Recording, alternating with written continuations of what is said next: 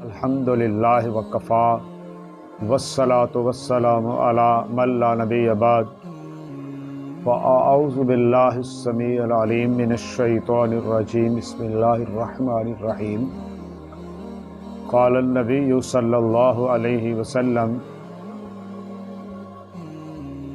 انما الاعمال بالنیات وانما لکل امرئ ما نوی فمن كانت ہجرته الى اللہ ورسولہ فہجرته الى اللہ ورسولہ ومن كانت ہجرته الى دنیا یصیبها او امرأة یتزوجها فہجرته الى ما ہاجر الیہ متفق علیہ۔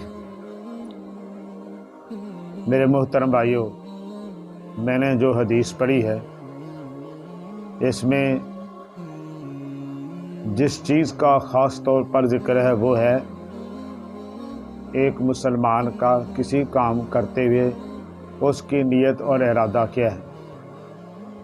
یہ جو چیز ہے نا، یہ اصل میں ہر عمل کی روح ہے۔ جو مقام ہمارے جسم میں روح کا ہے، وہی مقام ہر عمل کے اندر نیت اور ارادے کا ہوتا ہے۔ ہر عمل کی اصل روح کیا ہے، اصل جان کیا ہے، اصل اس کی وقت اور اہمیت کس چیز سے ہے، وہ اس کے پیچھے نیت اور ارادے کی وجہ سے۔ حتیٰ کہ واقعات احادیث سے یہ معلوم ہوتا ہے کہ یہ نہیں دیکھا جاتا کتنا بڑا عمل ہے، یعنی ٹھیک ہے عمل بڑا ہی ہونا چاہیے، لیکن بعض دفعہ بڑا عمل بھی چھوٹا ہو جاتا ہے اور چھوٹا ہی بڑا ہو جاتا ہے۔ وہ 3 اشخاص کا تذکرہ ہے، شہید کا، سخی کا اور قاری القرآن کا۔ ان تینوں کو جہنم کے اندر کیوں ڈالا جائے گا؟ اس لیے کہ تینوں کی نیت خراب تھی۔ اور دوسری طرف ایک عورت خاتون، وہ ہے بھی عام سی خاتون ہے، اس کے بارے میں یہ بھی ہے کہ وہ ایسی ویسی تھی، اور اگر وہ کتے کی جان بچاتی ہے اللہ رب العالمین اس کو معاف کر دیتا ہے۔ اب دیکھ لیں کہ کہاں وہ عظیم عمل، سخی ہونا، شہید ہونا، قاری القرآن ہونا، وہ تینوں عمل بھی بہت بڑے ہیں، کرنے والے بھی بہت بڑے ہیں، لیکن یہاں عمل بھی عام ہے، کرنے والا بھی عام ہے۔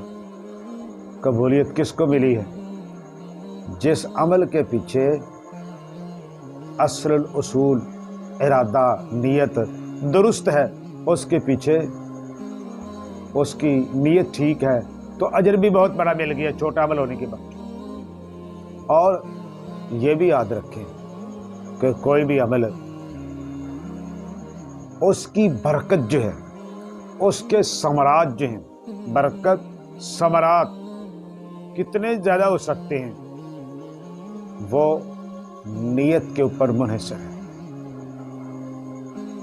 نیت اچھی ہے تو اس کے ثمرات نسل در نسل اور بہت آگے تک جاتے ہیں، اور اگر خدا نخواستہ نیت خراب ہو جائے تو اس کے جو اثرات ہیں وہ منفی ہوتے ہیں اور بہت قیامت تک کے لوگوں کے لیے عبرت کا نشانہ بن جاتے ہیں۔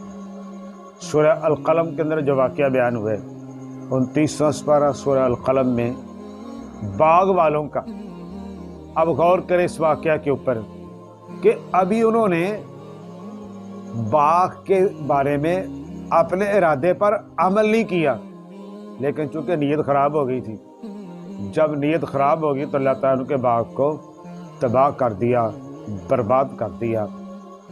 تو بھائیو، آئیے ہم اپنی نیت کو، ارادے کو اس کے اندر للہیت شامل کر لیں۔ ہمارا عمل اللہ کے لیے، چھوٹا بھی بڑا بھی، تو پھر ہم کامیاب۔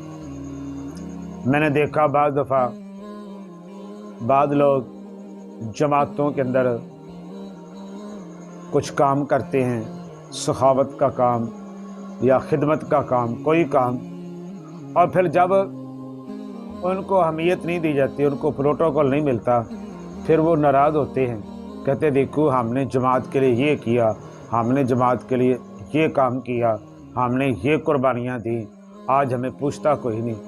ये ऐसी बातें क्यों होती हैं? ऐसी बातें इसलिए होती हैं कि जब बंदे का ये इरादा हो ना कि मैंने ये काम अल्लाह के लिए करना है, बस वही बात ख़त्म हो जाती है। उसके बाद उसका मामला अल्लाह रब्बुल आलमीन से, लोगों से नहीं है।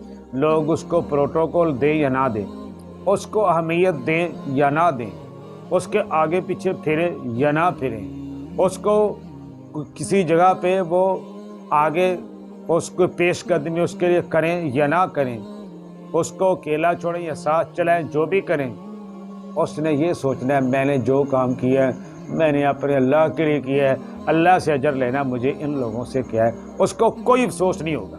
और अगर उसकी नीयत ख़राब थी तो फिर क्या होगा? उसे अफसोस होगा। तो इसलिए आइए अपनी नीयत को, इरादों को ठीक कर लें। अल्लाह हर अमल, छोटा भी बड़ा भी, इंशाल्लाह बहुत बड़ा चढ़ा कर उसका बदला पेश करेगा। अल्लाह अमल की तौफीक दे। वमा अलैना इल्ला।